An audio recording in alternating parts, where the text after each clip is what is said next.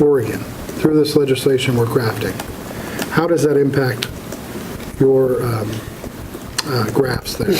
Well, the scientific question is that any amount of emissions reduction that occurs is that amount of emissions reduction. The political question is, if some states reduce emissions, what will other states do in response? And one could argue that throughout the 90s and 2000s, the U.S. and China were sort of facing each other and saying, who's going to tackle this problem first? And now that China has passed the U.S. in annual emissions, although if you go count CO2 molecules caused by fossil fuel emissions, you'll find more with the American flag on them.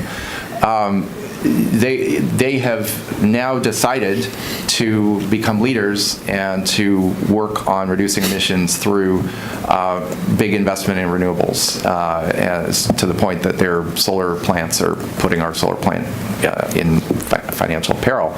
So that really becomes more of a political question. What would happen if Oregon reduced its emissions? Do we want to do our part? That's sort of a... To the graph, I mean.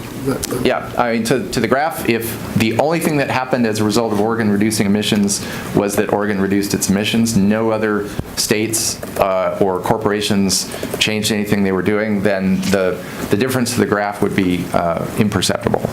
So it becomes a question of,